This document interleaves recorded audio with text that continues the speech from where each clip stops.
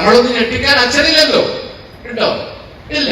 പിന്നെ അമ്മ എനിക്ക് വേണ്ടി, ഞാൻ അമ്മയ്ക്ക് വേണ്ടി ജീവിച്ചു. 13-ാമത്തെ വയസ്സ് തൊട്ട് ജോലി ചെയ്യാൻ തുടങ്ങി. പഠിക്കാൻ താല്പര്യമില്ലാത്ത ഞാൻ ഇപ്പൊ എന്റെ ടീമിനോട് വെച്ചാൽ ഞാൻ കണക്കിന് ഭയങ്കര സംഭവം. ഹലോ, അത് അന്നും ഇന്നും പഠിക്കാൻ ശ്രമിക്കും. പക്ഷെ എന്തുകൊണ്ട് സ്കൂളിൽ പഠിച്ചില്ല വെച്ചാൽ എന്റെ സാഹചര്യം അതായിരുന്നു. പഠിക്കാനും എന്റെ സ്കൂളിൽ പറഞ്ഞേക്കാൻ വലിയ കഴിവൊന്നും അമ്മയ്ക്കില്ലായിരുന്നു. അപ്പൊ എന്റെ തൊട്ടടുത്തുള്ള വീടുകളിലും പോയി ജോലി ചെയ്ത് അടുത്ത വീടുകൾ ജോലി പഠിച്ച് എന്നെ വളർത്തിയത്. അപ്പൊ അതുകൊണ്ട് തന്നെ ചെറിയ പ്രായത്തില് രക്ഷപ്പെടണമെന്നും ഒരു ബിസിനസ് ചെയ്താൽ മാത്രമേ, നേരത്തെ ശ്രീ സാർ പറഞ്ഞിട്ടുണ്ട്, ബിസിനസ് ചെയ്താൽ രക്ഷപ്പെടുമെന്നുള്ളത് എനിക്ക് ചെറിയ പ്രായത്തിൽ എന്റെ തലയിൽ കയറിയിട്ടുണ്ട്. അതുകൊണ്ട് ആദ്യം തന്നെ എന്റെ നാട്ടിൽ ഒരുപാട് ആളുകൾ ഗൾഫിൽ പോയ ആളുകളാണ്. അപ്പൊ ഗൾഫിലുള്ള ആളുകൾ നല്ല കാറിൽ വന്നിറങ്ങും, നല്ല ഡ്രസ് ഉണ്ടാവും, സ്മെൽ ഉണ്ടാവും. അതെല്ലാം കാണും എനിക്കും ഇങ്ങനെ ആകണം എന്ന് വിചാരിച്ചു. പക്ഷെ പോകണ എന്ത് വേണം? ഹലോ, ഗൾഫിൽ പോകണ എന്ത് വേണം? പാസ്പോർട്ട് വേണം, വിസ വേണം. വിസ കിട്ടണേ പൈസ കൊടുക്കണം. അപ്പൊ പൈസ കിട്ടാൻ ഞാൻ എളുപ്പ വഴി കണ്ടെത്തി. ഹലോ പറയട്ടെ, എന്താണ് പറയണോ? നിങ്ങളെ കളിയാക്കോ? കല്യാണം കഴിച്ചാൽ സുഖം. അപ്പൊ 22-ാമത്തെ വയസ്സിൽ കല്യാണം കഴിച്ചു. അത്യാവശ്യം ഗോൾഡ് കൊണ്ടാണ് എന്റെ ഭാര്യ. ആദ്യത്തെ 1 മാസം കൊണ്ട് തന്നെ ഇത് വിറ്റ് ഞാൻ ഗൾഫിലേക്ക് പോയി. 1.5 മാസം കഴിയുമ്പോൾ ഞാൻ ഗൾഫിലേക്ക്. ഹലോ എന്റെ ഉള്ളിലിരിക്കുമ്പോൾ തന്നെ അവിടെ സംഭവിച്ചത്. അവിടെ പോയിട്ട് തന്നെ എന്തായാലും സ്പോൺസർ ഭരിച്ചു. എനിക്ക് കിട്ടിയ പണി ആട്ടിനെ വെക്കണം. ആട് ജീവിതം കണ്ട ആളുകൾക്ക് നല്ല സുഖമുള്ള ജീവിതമല്ലേ. അവിടുത്തെ ഒരു പൊടി കാറ്റ് കുടിക്കാൻ മതി, ജീവിതം കംപ്ലീറ്റ് പോകും. അങ്ങനെ ഒരുപാട് കഷ്ടപ്പെട്ട് എല്ലാം കുറേശ്ശെ പിടിച്ചു നോക്കി. ഒരു കഥ 52 മൈനസ് ചെയ്യുന്ന ആളുകൾക്ക് ബുദ്ധിമുട്ടുള്ള ആളുകൾക്ക് വെക്കി അതില്ലേ സിമ്പിളാണ്. മാഡത്തിന് ഭയങ്കര സിമ്പിൾ അല്ലേ? എന്നാൽ മൈലേജ് ചെയ്യാൻ എനിക്ക് വളരെ വളരെ സിമ്പിളാണ്. എന്താ കാരണം? എന്തുകൊണ്ടായിരിക്കും? MILS എന്ന ബിസിനസ് ചെയ്യാൻ എനിക്ക് സിമ്പിളാണ്. കാരണം എന്തുകൊണ്ടാ? എന്തെങ്കിലും പറയും, മറുപടി പറയാ. ഫുൾ ചൂടായിരുന്നുണ്ടോ? അല്ല, ഞാൻ ആദ്യം ചെയ്ത പണി കൂലിപ്പണികളാണ്. വെയിൽ കൊള്ളണ്ടേ കൂലിപ്പണിക്ക് വേണം? നമ്മൾ ആഗ്രഹിക്കുന്ന പണം കിട്ടുമോ? ഇല്ല. കഷ്ടപ്പാടാണോ? ആണോ? അത് ബുദ്ധിമുട്ടായിരുന്നു. പിന്നെ ഞാൻ ഗൾഫിൽ പോയി ആടിന്റെ മേഖലാണ്. 57 ഡിഗ്രി ചൂട്, 60 ഡിഗ്രി തണുപ്പ്. ഹലോ, രാത്രി ആയാലും 60 ഡിഗ്രി തണുപ്പ്, പകല് ചൂട്. ഈ ചൂടിലാണ് ആടുകൾ വെച്ചത്. അപ്പൊ എനിക്ക് 350 ആടാ. 350 ആട്. കയറിട്ട് ഇവിടുത്തെ ആടുകളെ എങ്ങനെയാ വളർത്തുക? ഹലോ, കയറില്ല. 350 ആടിനെ കയറി കിട്ടില്ല. അവരെ എങ്ങനെയാന്ന് വെച്ചാൽ സൂര്യൻ അസ്തമിക്കുമ്പോ അതൊരു സ്ഥലത്ത് കൂടിക്കിടക്കും, സൂര്യൻ ഉദിക്കുമ്പോ ഹലോ ഇവരെ കൂടെ നമ്മൾ പോകണം. നിങ്ങൾ വിചാരിക്കുക എല്ലാവരും AC-യിലേക്ക് എടുത്ത് വിചാരിക്കുന്നത് അങ്ങോട്ട് പോകുന്നില്ല. കാരണം അത് ആട് ജീവിതം ഒന്നുകൂടി പോയി കണ്ടോളൂ, എന്താ മനസ്സിലാവും എന്താണ് ആട് ജീവിതം. അപ്പൊ അത്രയും കഷ്ടപ്പാടുകളും ബുദ്ധിമുട്ടുകളും ഞാൻ ഗൾഫിൽ പോയിട്ട് അനുഭവിച്ചിട്ടുണ്ട്. അവിടുന്ന് വന്ന് വീണ്ടും എന്ത് ചെയ്തു? കൂലിപ്പണി എടുത്തു. അപ്പൊ പിന്നെ എന്റെ ഉള്ളിൽ എന്താ ഉണ്ടാവുക? എന്തെങ്കിലും ഒരു ബിസിനസ് പുതിയ തുടങ്ങണം. ഹലോ, കൂലിപ്പണിത്തെ രക്ഷപ്പെട്ടാൽ നിനക്കറിയാം. അങ്ങനെ വന്നു. ഒരു ആദ്യം തന്നെ ഞാൻ ചെറിയ പ്രായത്തിൽ പോലെ ഞാൻ ശരിക്കും 13-ാമത്തെ വയസ്സിൽ ടൈലറിംഗ് പഠിക്കാൻ തുടങ്ങിയിട്ടുണ്ട്. അപ്പൊ ടൈലറിംഗ് അറിയാം, അത്യാവശ്യം എല്ലാ കാര്യങ്ങളും വരും. അപ്പൊ അതുകൊണ്ട് തന്നെ ഒരു ലോൺ സംഘടിപ്പിച്ചു. വീടുകളിൽ നിന്ന് മാക്സ് അതുപോലെ സാധനങ്ങൾ അടിച്ച് വീടുകൾ കഴിവിക്കാൻ തുടങ്ങി. 2 വർഷം കൊണ്ട് അതെന്ത് ചെയ്ത് നല്ല ലാഭത്തോടു കൂടി ഹലോ കൂട്ടി. അപ്പൊ അവിടെ വനിതാ വികസന കോർപ്പറേഷൻ കുറച്ച് കടായി. അത്രേ ഉള്ളൂ, സിമ്പിളായില്ലേ? വനിതാ വികസന കോർപ്പറേഷനിൽ കുറച്ച് കടായി. പിന്നീട് അത് വീണ്ടും എന്ത് ചെയ്ത് അത്യാവശ്യം എന്റെ അടുത്തുള്ള ഒരു ടൈലർ ഷോപ്പിൽ ഞാൻ അത്യാവശ്യം കൂലിക്ക് പണിക്ക് പോകും. പിന്നെ നാട്ടിലില്ല, ടൗണിലായതുകൊണ്ട് ലോറിയിൽ സിമന്റ് എല്ലാം വരും, അതിറക്കും. ഇങ്ങനെ എന്ത് സിമന്റ് ഘട്ടങ്ങളെല്ലാം വരുന്ന സ്ഥലത്ത് ലോഡ് ഇറക്കാറും. അങ്ങനെ ഒരു കാര്യം തന്നെയാണ്. ഇന്ന് നമ്മുടെ നാട്ടിൽ പോയാൽ ബംഗാളികൾ നിങ്ങളെ വിളിക്കുന്ന സമയം എന്ത് പണി അത് റെഡിയായിരിക്കും. ഹലോ, അതുപോലെ ഞാൻ റെഡിയായിരുന്നത്. ജോലിക്ക് വിളിച്ചാൽ മതി, പോകാൻ ഞാൻ റെഡിയാണ്. എനിക്ക് വൈകുന്നേരം പൈസ കിട്ടണം, എന്ത് പണി ചെയ്യാമെന്ന് ചെയ്യാം, ആത്മാർത്ഥം വെച്ചു. അങ്ങനെ കൂലിപ്പണി എടുത്തോണ്ട് വീണ്ടും എന്റെ പുതിയ ബിസിനസ് എന്റെ തന്ത്രങ്ങൾ ഇങ്ങനെ വന്നു. അങ്ങനെ ഞാൻ എന്ത് ചെയ്തു? ഞങ്ങൾ 3 പേരെ സംഘടിപ്പിച്ച് ഞാൻ ഒരു ഫർണിച്ചർ ഷോപ്പ് കൊടുത്തു. ആലപ്പുഴയിൽ നിന്നായിരുന്നു അവിടെ ജോലിക്ക് വന്ന ആളുകൾ അവർക്ക് പല പ്രശ്നമായിട്ട് നാട്ടിലേക്ക് പോയി ഒരു കല്യാണത്തിന്റെ ഒരു വീട്ടിൽ കൂടുതൽ ഓർഡർ കൃത്യമായി സാധനം കൊടുക്കാത്തതുകൊണ്ട് അന്ന് അടി കിട്ടാതെ ഒരു ഫർണിച്ചർ ഷോപ്പിൽ നിന്ന് സാധനം സംഘടിപ്പിച്ചു കൊടുത്ത് അവിടെയും ലക്ഷങ്ങൾ കടമായി അത് അതിമനോഹരമായി കൂട്ടി. ഹലോ, രണ്ടാമത്തത് കൂട്ടി. അടുത്തത് ഒരു 6 മാസം 7 മാസം വീണ്ടും ഇങ്ങനെ നടക്കും. ഒരു കാര്യം എനിക്കറിയാം, എവിടെയെങ്കിലും ലോൺ കിട്ടുന്ന അത് വാങ്ങാൻ എനിക്കറിയാം. ഹലോ, പക്ഷെ എന്ത് ചെയ്യാറില്ല, ഒന്നും കൃത്യമായിട്ട് തിരിച്ചു പോകണം. കാരണം ഞാൻ ചോദിക്കട്ടെ, ഇവിടെ ഇരിക്കുന്ന ആളുകൾക്കെല്ലാം സർക്കാരിന്റെ ഭാഗത്തുനിന്ന് ബാങ്കുകളിൽ ലോൺ കിട്ടാറുണ്ട്. എസോനോ വെറുതെ ലോൺ തരുമോ? നിങ്ങൾക്ക് ഒരു സംരംഭം തുടങ്ങാനാണ്. എസാനോ കാണാത്തവരോട് ഇങ്ങനെ നോക്കുന്നത് അല്ലേ? അങ്ങനല്ലേ? ഈ നിങ്ങൾ ചെയ്യുന്ന പ്രൊജക്ട് കൂട്ടിപ്പോ എന്താ ചെയ്യാ? ഞാൻ ബാങ്കിനെ പറ്റിച്ചൊന്നല്ല, പക്ഷെ ഞാൻ തുടങ്ങിയ ഒന്നും എന്തില്ല, വിജയിക്കുന്നില്ല. പിന്നെ എങ്ങനെ പൈസ അടക്കാനാ? ശരിക്കും പറഞ്ഞാൽ വീട്ടിൽ ഞാൻ ഒരു ഷർട്ട് പോലും ഞാൻ ഈ ലോൺ എടുത്ത പൈസ എടുത്തിട്ടില്ല. ഞാൻ നിക്ഷേപിക്കും. ഞാൻ കുറച്ചുകൂടി അങ്ങോട്ട് കൂട്ടിയിട്ടാണ് തുടങ്ങിയത്, പക്ഷെ എല്ലാം പൊട്ടി. അങ്ങനെ ഒരു കരിങ്ങാൽ കോല തുടങ്ങി ഒരു 1.5 വർഷം കൊണ്ട് ജിയോളജിക്കലിന്റെ പേപ്പർ എഴുതിയിട്ട് അതും കൂട്ടിയാലോ. ഇതെല്ലാം മോശം ബിസിനസ് ആണോ നല്ല ബിസിനസ് ആണോ? പിന്നെ എന്തുകൊണ്ട് ഞാൻ തുടങ്ങിയ മാത്രം പൊട്ടുന്നത്? ഞാൻ പറഞ്ഞ എന്റെ പിന്നിൽ ആ ജിയോളജിക്കലിന്റെ പേപ്പർ ആണെങ്കിൽ അവിടെ ലക്ഷങ്ങൾ എന്താണ് കൈക്കൂലി കൊടുക്കണം. അത് ശ്രീധരന്റെ പിന്നിലില്ല, ശ്രീധരന്റെ കയ്യില്ല, ശ്രീധരനെ സഹായിക്കാതെ പറയില്ല. അങ്ങനെ അത് പൊട്ടി. കുറച്ചുകൂടി കഴിഞ്ഞപ്പോ വീണ്ടും ഞാൻ അടുത്ത് എന്റെ വീട്ടില് ഒരു ഓളോബ്രിക്സിന്റെ പണി തുടങ്ങി. ഓളോബ്രിക്സിന്റെ ഒരു കമ്പനി സ്റ്റാർട്ട് ചെയ്തു.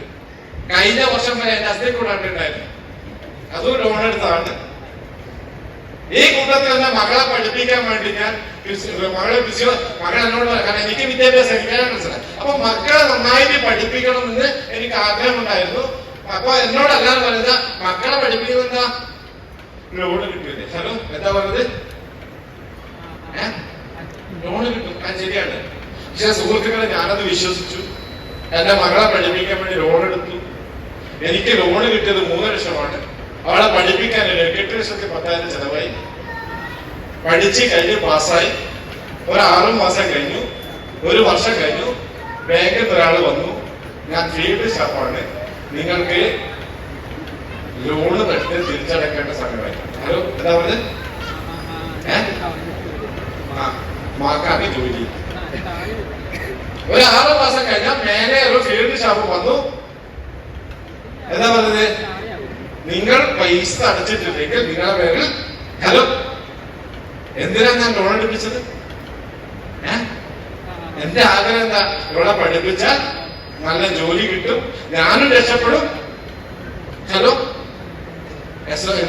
ഹലോ, ഞാൻ പറഞ്ഞ മനസ്സിലാകുന്നില്ലേ? നിങ്ങൾക്ക് ഒരു ആവേശമില്ലാത്തത് നിർത്തട്ടെ. ഞാൻ ഇതൊക്കെ പറയുന്നത് എന്തുകൊണ്ടാണറിയോ? നിങ്ങൾ പല ആളുകളും ഒരു അവസരത്തെ കുറിച്ച് ചിന്തിക്കാത്ത എന്തുകൊണ്ടെന്നറിയോ? ജീവിതത്തിൽ അനുഭവമില്ല. ഇതിനൊരു കഥ പറയട്ടെ. ഇവിടുത്തെ ചിലപ്പോൾ ലീഡർ പറഞ്ഞ കഥയായിരിക്കും. ഹലോ, ഒരു കഥ എനിക്ക് കഥ പറയാൻ അറിയില്ല. ഒരു ഓഫീസിൽ ഒരു മടിയനായ ഒരു ജോലിക്കാരനായ. ഹലോ, കേൾക്കുന്നുണ്ടോ? ഈ മടിയനായ ജോലി, ഇയാളെ ഓഫീസർ എന്തെങ്കിലും ചീത്ത പറഞ്ഞാൽ ഇയാൾ കുറച്ച് മേശ പോയി. അപ്പൊ കുറച്ച് കിരുന്നതിന് ശേഷം അയാൾ എന്ത് ചെയ്യും? ചാടി എണ്ണയിൽ പോയിട്ട് ആ ജോലി കൊടുത്തു. അപ്പൊ ഒരു ദിവസം അയാളെ കൂടെ വർക്ക് ചെയ്ത ആളുകൾ ചോദിച്ചല്ല, നീ എന്താ ഇയാള് ചീത്ത സാറ് ചീത്ത പറയുമ്പോ ഇങ്ങനെ മേശയെ പോയിട്ട് തലവെച്ച് ഇങ്ങനെ എന്തെങ്കിലും കുറച്ച് കഴിഞ്ഞ് ഇങ്ങനെ ഫീഡായിട്ട് ഇങ്ങനെ വർക്ക് ചെയ്തപ്പോ അവൻ പറഞ്ഞാൽ ഞാൻ തലവെച്ച് ഇങ്ങനെ എന്റെ പിള്ളേർച്ചെടുത്തിട്ട് ഭാര്യന്റെ ഫോട്ടോ നോക്കും. അപ്പൊ ഓഫീസ് പറയുന്നതിന്റെ പേരെ പുറത്ത് കിട്ടുന്നുണ്ടോ അതിന്റെ അർത്ഥം. ഹലോ, അപ്പൊ ഇത് മുഖം കാണും എന്ത് ചെയ്യും? അതുപോലെ നിങ്ങൾ നാളുകളെ കുറിച്ച് ചിന്തിച്ചാൽ നിങ്ങൾക്ക് ഉറക്കം വരില്ല. ശ്രീധരൻ എന്തുകൊണ്ട് മൈലേജ് ചെയ്തു വെച്ചാൽ ഇനി വരുന്ന കാലഘട്ടത്തിൽ ഒരു ദിവസം ജീവിക്കണമെങ്കിൽ 1000ങ്ങളും 10,000ങ്ങളും മതിയാത്തൊരു കാലഘട്ടമാണ് വരുന്നതെന്ന ഒരു തിരിച്ചറിവ് നിങ്ങൾക്ക് ഉണ്ടാകണം. അങ്ങനെ 18 ലക്ഷം കടബാധ്യതയും 650 രൂപ കൂലിപ്പണിയായിട്ട് നിൽക്കുന്ന സമയത്താണ് നമ്മളെ ഗേറ്റ് ലീഡർ 2,10,000 കിട്ടുന്ന ബിസിനസ് വന്നത്. ഹലോ, ഞാൻ ഇപ്പോഴും ചിന്തിക്കുന്നുണ്ട്. എന്തായാലും ഞാൻ അന്നും ഇന്നും ചിന്തിച്ചിട്ടുണ്ട്. ബെന്നിസാർ എന്ന വ്യക്തി താമരശ്ശേരിയാണ് വീട്. എന്റെ വീട് താമരശ്ശേരി ഒരാളും 70 കിലോമീറ്റർ വേളം പഞ്ചായത്താണ്. ബെന്നി എന്ന വ്യക്തി താമരശ്ശേരിയിലെ ഒരു കുഴപ്പമില്ലാത്ത ഫാമിലിയുള്ള ആളാണ്. ശ്രീധർ എന്ന വ്യക്തി ഒന്നിനും കൊള്ളാത്ത ഒരു സാധാരണ എല്ലാ ആളുകളും ഇസ്പേഡ് ഏഴാം കുലിയെ തന്നെയാണ്. ഹലോ, എന്തുകൊണ്ട് ബെന്നിസാർ എന്ന വ്യക്തി ശ്രീധരന്റെ കയ്യിൽ തന്നെ ബിസിനസ് കൊണ്ടുവന്നു? ഹലോ, എന്തായിരിക്കും കാരണം? എന്തായിരിക്കും കാരണം? അവിടെ ദൈവത്തിന്റെ ഒരു നിമിത്തമുണ്ട്. അപ്പൊ ഞാൻ നിങ്ങളോട് പറയുന്നത്, നിങ്ങൾ ഈ അവസരത്തിലേക്ക് വരാൻ ഒരു നിമിത്തമുണ്ട്. അപ്പൊ അത്രയും ദൂരെ നിന്ന് വന്നത് കൊണ്ട് തന്നെ ഞാൻ ഭാര്യ പല പ്രാവശ്യം ചെയ്യില്ല. അതിനകത്ത് പറയാൻ വേണ്ടത് നിങ്ങൾക്ക് ബെന്നി സാർ വന്നാൽ ഭാര്യയൊക്കെ വെറുപ്പാണ്. ഹലോ, ബെന്നി സാർ വീട്ടിൽ മോളോപ്പിൽ വന്നാൽ ഭാര്യയൊക്കെ വെറുപ്പാണ്. കാരണം എന്തായിരിക്കും? ബെന്നി സാർ 2:10 വന്ന് കഥകൾ പറഞ്ഞു പോകുമ്പോൾ എന്റെ ഉള്ളിൽ ഒരു ഭയങ്കര പ്രശ്നം. കാരണം ഇദ്ദേഹം വർണ്ണ കാർ എടുത്തിട്ട് 70 കിലോമീറ്റർ എണ്ണ അടിച്ചിട്ട് എന്റെ വീട്ടിൽ വന്നിട്ട് വെറുതെ ചെയ്യാൻ പറ്റൂല. അതുകൊണ്ട് നാളെ ഒരു 5,000 രൂപ ബിസിനസ് എങ്കിലും ബെന്നി സാർ കൊടുക്കണം. അതുകൊണ്ട് പിറ്റേ ദിവസം ഞാൻ ജോലിക്ക് ഒന്നുമില്ല, വെറുതെ സോപ്പും പേസ്റ്റ് കൊണ്ട് നടക്കും. ഹലോ, ചിലപ്പോ കച്ചവടം നടക്കില്ല, നടക്കില്ല. പക്ഷെ ഭാര്യക്കാണെങ്കിൽ വൈകുന്നേരം ഹലോ അരി കിട്ടണം. അപ്പൊ ഭാര്യക്ക് ഏറ്റവും വലിയ പ്രശ്നം ഞാൻ പണിക്ക് പോയാറില്ല. ബെന്നി സാർ കിട്ടുന്ന ഞാൻ പണിക്ക് പോയാ. കാരണം എനിക്ക് ഇങ്ങനത്തെ കുറച്ച് കമ്മിറ്റ്മെന്റാണ്. അപ്പൊ പല പ്രാവശ്യവും വീട്ടിൽ നാട്ടിൽ എല്ലാവരും കളിയാക്കിയിട്ടുണ്ട്. പക്ഷെ മെല്ലെ മെല്ലെ ചെയ്തു. ഞാൻ പറഞ്ഞേ, ആദ്യം ബിസിനസ് ചെയ്ത് 4.5 മാസം പഠിച്ചത് കൊണ്ട് എനിക്ക് കിട്ടിയത് 450 രൂപയാ. ഹലോ, 4 മാസം പഠിച്ചിട്ട് 450 രൂപ. 1 വർഷം പഠിച്ചപ്പം 12,000 രൂപ. 2 വർഷം പഠിച്ചപ്പം 60,000 രൂപ. 3 വർഷം പഠിച്ചപ്പം 2,75,000 രൂപ. 4 മാസം പഠിച്ചപ്പം 27 ലക്ഷം രൂപ. 10 വർഷം പഠിച്ചപ്പം 1,92 ലക്ഷം രൂപ. നിങ്ങൾ എത്ര പഠിക്കുന്നോ അതനുസരിച്ച് നിങ്ങൾ ഇങ്ങനെ പഠിക്കും. പല ആളുകളും സാറേ ഞാൻ കഴിഞ്ഞ ആഴ്ച നടന്നതായിരുന്നു, ഈ ആഴ്ച നടന്നത് ഞാൻ പോകുന്നില്ല. അങ്ങനെ ചെയ്യാം. നിങ്ങൾ ബെന്നി സാറോട് ഇവിടെ പയ്യന്റെ ടീമിനോട് ഒരു ദിവസം പോലും നടന്ന ഓഡിറ്റോറിയം ഞങ്ങൾ മാറിയിട്ടില്ല. ജീവിതത്തിൽ എപ്പോ വിജയിക്കുന്നോ അതുവരെ ഈ പ്രോഗ്രാം പറ്റുന്ന തീരുമാനമെടുത്തു.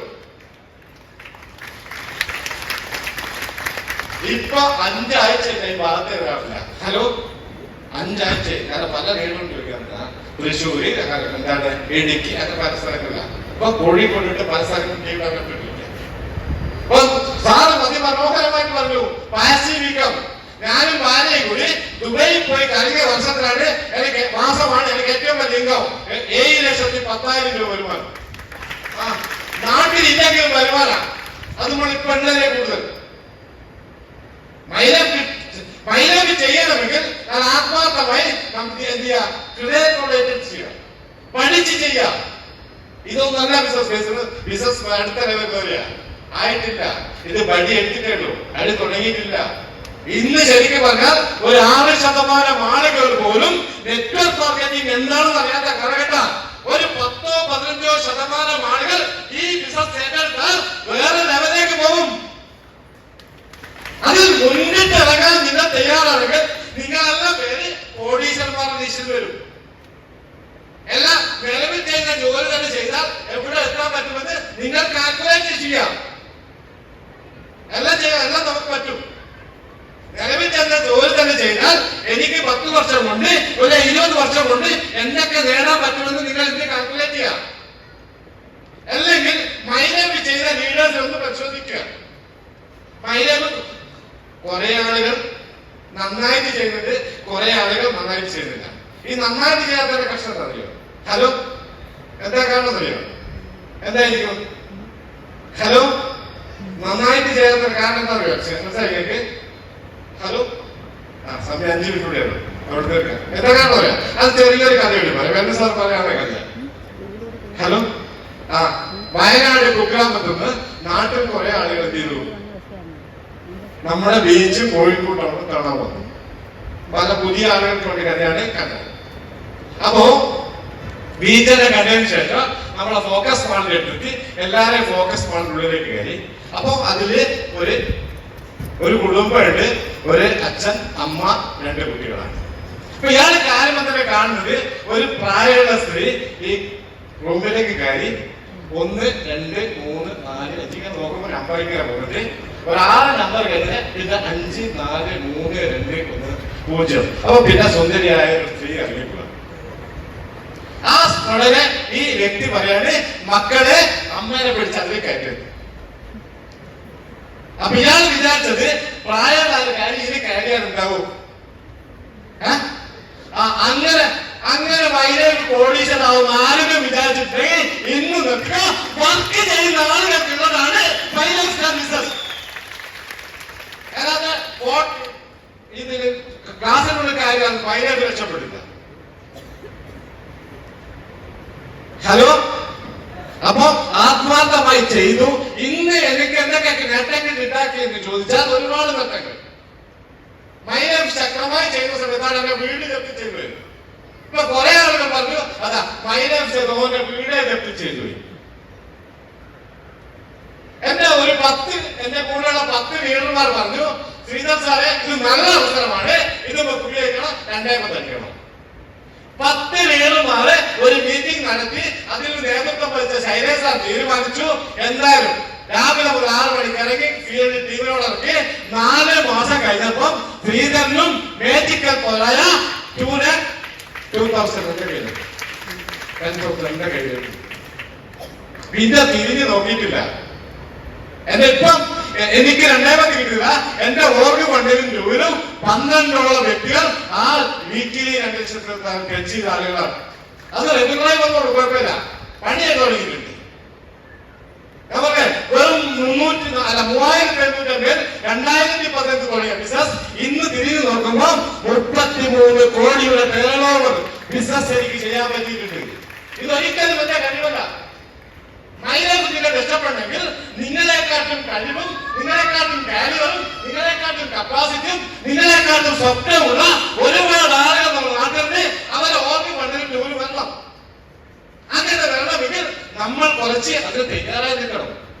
ഹലോ, നമ്മൾ കുറിച്ച് തയ്യാറാകണം. നമ്മളെ കുറച്ച് അഴുക്കുകളെ മാറി ഒരു ബിസിനസ്സുകാരെ ചിന്തിക്കാനും കുറെ സ്വപ്നങ്ങൾ കാണാനും എല്ലാം നമ്മൾ ആ സ്വപ്നങ്ങൾ നമ്മളെ കൂടെ ആളുകൾ പറയുന്ന സമയത്ത് അവരോടുള്ളൂ. അതുപോലെ 2018 നവംബർ മാസം എന്റെ വീട് ജപ്തി ചെയ്ത് എന്റെ മക്കളെയും എന്റെ ഭാര്യയും കൂടെ ഞാൻ എന്ത് ചെയ്തു, പേരാമ്പ്ര ഒരു വീട്ടിൽ പോയി താമസിച്ചു. അന്ന് തുടങ്ങിയ ബിസിനസ് പിന്നീട് എന്താണ് ഒരു 4 മാസം കൂടെ കഷ്ടപ്പെട്ട് വന്നിട്ടും പിന്നീട് എനിക്ക് ഒരു കഷ്ടപ്പാടുമില്ല. ഇന്ന് ഓരോ റാങ്കുകളും എന്റെ ഓരോ വർഷം 13 മാസം 14 മാസം കൊണ്ടുപോണ് എന്റെ ഓരോ റാങ്കുകളും മാറിയത്. കാരണം ഉള്ളൊരു തീയായി ജീവിതത്തിൽ മൈലൈഫ് ചെയ്തിട്ടില്ലെങ്കിൽ ഒരിക്കലും ഭൂമിയിൽ ജീവിക്കാൻ പറ്റില്ല. എന്റെ മക്കൾക്ക് മറ്റുള്ള ആളുകൾ വില പറയുന്നത് ദിവസമാണ് വരാൻ പോകുന്നത്. പണം ഉണ്ടാക്കിയ മതിയാവുന്ന തിരിച്ചറിവുണ്ടായി. ആ തിരിച്ചറിവാണ് മൈലൈഫ് ശക്തമാക്കിയത്. ഇപ്പൊ ഏത് സമയം നോക്കാൻ ഇപ്പൊ ലീഡർ വന്നിട്ട് ഇയാള് രാവിലെ ഇറങ്ങിട്ട് എങ്ങോട്ടാ പോകുന്നത് അറിയില്ല. കാരണം എന്താ സത്യ 2 3 ബസ് എടുത്ത് വണ്ടി ഇടും, എങ്ങോട്ടേക്ക് പോകും. രാവിലെ ഒരു ബസ് ആയിരിക്കും, വൈകുന്നേരം വേറെ ബസ് ആയിരിക്കും. കാരണം വർക്ക് ചെയ്താൽ മൂഷിച്ചു പോകും ബസ്സുകൾ. ചിലപ്പോൾ വൈകുന്നേരം ആകുമ്പോൾ ഇത് വേപ്പർ കൊടുക്കും. കാരണം കൂലിപ്പണി ഇതുവരെ നാറ്റം ഉണ്ടാവും. ആ നാറ്റം മാറണമെങ്കിൽ ചിലപ്പോൾ പുതിയ ബസ് മാറ്റിയിടേണ്ടി വരും. അങ്ങനെ ചെയ്തു. ഇപ്പൊ 24 മണിക്കൂറും മൈലേ പാത്രങ്ങൾ, ഭാര്യയില്ല, മക്കളില്ല, അമ്മയില്ല, ഒന്നുമില്ല. ആകെ ഒറ്റ ചിന്തയാണ് മൈലേ മൈലേ മൈലേ. അതുകൊണ്ട് തന്നെ എല്ലാ ആഴ്ചയിലും എന്റെ ഭാര്യയും എന്റെ മക്കളെയും എന്റെ അമ്മയെയും വളർത്താൻ അക്കൗണ്ടിലേക്ക് പണമുണ്ട് ഒരു കമ്പനിയുണ്ട്. ആ കമ്പനിയുടെ പേരാണ് MI Retail Marketing Global Private Limited. ആ കമ്പനിയുടെ പ്രോഗ്രാമാണ് ഇന്ന് നിങ്ങൾ ഓരോ ആളുകളും കേട്ട് മനസ്സിലാക്കി വിടുന്നത്. ഈ പ്രോഗ്രാം ചെയ്യണോ ചെയ്യണ്ടോ എന്ന് നിങ്ങൾ ആലോചിക്കുക. ഇന്ന് പത്രങ്ങൾ നോക്കിയാലോ പല ന്യൂസുകൾ നോക്കിയാലോ ഒരു മേഖലയിലും സാധ്യതകളില്ല. ഇന്ന് എല്ലാ ആളുകളും പറഞ്ഞ IT മേഖല കുഴപ്പമില്ല. ഹലോ, ഇന്ന് പണമുണ്ടാക്കാൻ പറ്റുന്ന മേഖല IT. എസോലോ ഹലോ ആ പല ആളുകൾ ഇപ്പൊ ചോദിക്കുമ്പോ അവര് പറഞ്ഞ AI എന്ന് പറഞ്ഞ സാധനം നമുക്ക് വിഷയമാണ്. ഹലോ എന്താ പറയുന്നത്? ആ കാരണം ഇനി ആ മേഖലകളിൽ പോലും ആളുകള് വരുമാനം കുറയാൻ പോകുന്നതാണ്. എല്ലാ IT മേഖലകളിലും 1 ലക്ഷത്തിന് താഴെയായി വരുമാനം കുറയാൻ പോവാണ്. ഏത് മേഖലകൾ പോയാലും ആ മേഖലകളിലെല്ലാം പിന്നോട്ട് പോകേണ്ട അവസരത്തിലാണ് നിങ്ങൾ ഈ അവസരം സെലക്ട് ചെയ്യുന്ന തിരിച്ചറിയുണ്ടാക്കുക. ഇപ്പൊ നേരത്തെ ഫാദർ പറഞ്ഞിട്ടുണ്ട്, ഞാൻ മൈലൈഫ് ഫാമിലി ആയിട്ടാണ്. ഞാൻ പറഞ്ഞില്ലേ, എന്റെ ഒരാള് ഫിസിയോതെറാപ്പിസ്റ്റ് അവൾ ഗൾഫിലാണ്, രണ്ടാമത്തെ ആള് ചാറ്റേണ്ടി പഠിക്കാണ്, ഇപ്പൊ മൈലൈഫിന്റെ ടീം കോർഡിനേറ്റർ ആണ്. ഹലോ ഇനി അവള് ഫുൾ ടൈം കിണറായിട്ട് മൈലൈഫ് ചെയ്യാൻ പോകാം. കാരണം എനിക്കൊരു തിരിച്ചറിവുണ്ട്, എന്റെ മകൾക്ക് ഇന്ത്യയിൽ ഇതിൽ വലിയ അവസരം കൊടുക്കാനില്ല എന്നുള്ള തിരിച്ചറിവ് 10 വർഷം എനിക്ക് ഉണ്ടാക്കി തന്നിട്ടുണ്ട്. ആ വിശ്വാസമാണ് ഞാൻ നിങ്ങളോട് പറയുന്നത്. സുഹൃത്തുക്കളെ, ഒരു സാധാരണക്കാരന് ഒരിക്കലും രക്ഷപ്പെടാൻ വലിയ മുതൽമുടക്കില്ലാതെ, നല്ല കഴിവില്ലാതെ, നിങ്ങളെ പിന്നിൽ ഒരു പണത്തിന്റെ പിൻബലമില്ലാതെ ഒരാൾക്കും രക്ഷപ്പെടാൻ ഇന്ത്യയിൽ ഒരു മാർഗമില്ല. അങ്ങനെ ഉണ്ടെങ്കിൽ ഒരേ ഒരു മാർഗമാണ്, അത് ഡയറക്ട് സെല്ലിംഗ്. അതിലെ വളരെ വളരെ പ്രധാനപ്പെട്ട ചങ്കൂറ്റത്തോടെ ഞങ്ങൾ പറയും, ആ കമ്പനിയുടെ പേര് MI listed marketing global private limited എന്നാണ്. ഞാൻ പറഞ്ഞിട്ടുണ്ട്, നമ്മൾ കണ്ട സ്വപ്നങ്ങളല്ല. ഈ മൈലൈഫ് വരുന്ന സമയത്ത് ഒരു 100 രൂപ എക്സ്ട്രാ കിട്ടാനാണ് വന്നതെങ്കിൽ ഇന്ന് ഞാൻ മാസം സർക്കാരിലേക്ക് GST കൊടുക്കുന്നത് 1 ലക്ഷം രൂപ വരെയാണ്. ഞാൻ സർക്കാരിന് പണം കൊടുക്കാൻ വന്ന ആളല്ല. നമ്മളൊരു ആഗ്രഹം എങ്ങനെയെങ്കിലും 60 വയസ്സ് പെൻഷൻ കിട്ടുന്ന ഉദ്ദേശിച്ച ആളാണ്. പക്ഷെ അവിടുന്ന് മാറി ഇന്ന് 100 കണക്കിന് പെൻഷൻ കൊടുക്കാൻ സർക്കാരിലേക്ക് GST കൊടുക്കുന്ന ലെവലിലേക്ക് നമുക്ക് മാറാൻ സാധിച്ചിട്ടുണ്ട്. എനിക്ക് മാത്രമല്ല, എന്നെ കൂടെ വന്ന ഒരുപാട് ആളുകൾക്ക് ഈ ബിസിനസ്സിന്റെ എന്താണ് ഒരുപാട് ശക്തമായ തീരുമാനം എടുക്കാനും അതിന് വളരെ ശക്തമായ ബിസിനസ്. പിന്നെ വേറൊരു പ്രത്യേകത, ഇപ്പൊ ഇലക്ഷൻ വരാൻ പോകാം. ഹലോ ഇലക്ഷൻ വന്നു കഴിഞ്ഞാൽ സുഹൃത്തുക്കൾ പോലും തമ്മിൽ എന്തായിരിക്കും? എന്റെ ഒരു ആത്മാർത്ഥ സുഹൃത്തുണ്ട്, ഞാൻ കോൺഗ്രസ് സാറാണ്, അനീഷ് സാറ് CPM. എന്തായിരിക്കും സ്ഥിതി? ഹലോ എന്തായിരിക്കും സ്ഥിതി? അല്ലേ? എന്നാൽ മൈലൈഫിലെ പ്രത്യേകത, എന്റെ ഓർഗ് മണ്ഡലിൽ ലീഗുകാരുണ്ട്, കോൺഗ്രസ്സുകാരുണ്ട്, CPM-കാരുണ്ട്, RSS-കാരുണ്ട്, ഓർഗ് മണ്ഡലം. അവരെല്ലാം ഇന്ന് നാഷണൽ ടീം കോർഡിനേറ്റർ ആണ്, ഞാൻ ഇന്ന് ITC ലീഡറാണ്. അപ്പം ഞങ്ങൾക്കുള്ള വിജയങ്ങൾ എനിക്ക് എന്തൊക്കെ നേടാൻ കിട്ടിയിട്ടുണ്ടോ ആ നേട്ടങ്ങളെല്ലാം എന്റെ കൂടെ വന്ന ആളുകൾക്കും കിട്ടണമെന്ന് എല്ലാ സമയവും പ്രാർത്ഥിക്കുകയും അതിനുവേണ്ടി പ്രവർത്തിക്കാനും എനിക്ക് സാധിക്കുന്നുണ്ട്. അപ്പൊ ഇത് വേറൊരു ബിസിനസ്സാണ്. നമ്മൾ നാട്ടിൽ നിലവിൽ കണ്ട ബിസിനസ് അല്ല, ഇത് വേറൊരു ബിസിനസ്സാണ്. ഈ ബിസിനസിനെ കുറിച്ച് കൂടുതൽ പഠിക്കാനും കൂടുതൽ മനസ്സിലാക്കാനും, അങ്ങനെ മനസ്സിലാക്കി ഒരു 3, 4, 5 വർഷം കൊണ്ട് ഞങ്ങൾക്ക് കിട്ടിയ എല്ലാ നേട്ടങ്ങളും നമുക്ക് ഒരുമിച്ച് നേടാൻ പറ്റും. എല്ലാവർക്കും വേദികളിലേക്ക് പറക്കാൻ പറ്റുന്ന ഒരു അവസരമാണെന്നുള്ള തിരിച്ചറിവോടുകൂടി എല്ലാവരും ശക്തമായി ചെയ്യാം. ആ ശക്തമായ ബിസിനസ് ചെയ്യാനും അവർക്ക് നല്ല തീരുമാനമെടുക്കാനും അതിന് വിശ്വാസം പകരാനും സർവശക്തനായ ദൈവം എല്ലാ അനുഗ്രഹങ്ങളും എല്ലാ ആളുകൾക്കും ഒരുമിച്ച് തരട്ടെ എന്ന് പ്രാർത്ഥിച്ചുകൊണ്ട് ഇന്ന് ഈ MC കൈകാര്യം ചെയ്ത നുസ്രത്ത് മേളത്തിലും അതുപോലെ നമ്മുടെ GTS പ്രസിഡന്റ് വളരെ മനോഹരമായിട്ടുള്ള സംഗീത നേഷൻ ടീം കോർഡിനേറ്റർ രജിസ്ഥാറിനും അതുപോലെ തന്നെ ഇന്ന് ഇവിടെ എക്സ്പീരിയൻസ് ചെയ്യുന്ന നമ്മുടെ CTC ലീഡർ ശ്രീജിത് സാറിനും അതുപോലെ ഭവനേഷ് കൃഷ്ണനും all NDC leaders, STC, RTC എല്ലാ ലീഡേഴ്സിനും ഇതിൽ കൂടുതൽ പുതുതായി ഈ റാങ്കിലേക്ക് എത്തിയ എല്ലാ ആളുകൾക്കും ഓരോ റാങ്കിലേക്കും എത്രയും പെട്ടെന്ന് എത്തിപ്പെടാൻ സാധിക്കട്ടെ എന്ന് മാത്രം പ്രാർത്ഥിച്ചുകൊണ്ട് എന്റെ പേരിലും കമ്പനിയുടെ പേരിലും എല്ലാവർക്കും അഭിനന്ദനങ്ങളും വിജയാശംസകളും നേർന്നുകൊണ്ട് ഈ പ്രോഗ്രാം അവസാനിച്ചായിരിക്കുന്നു.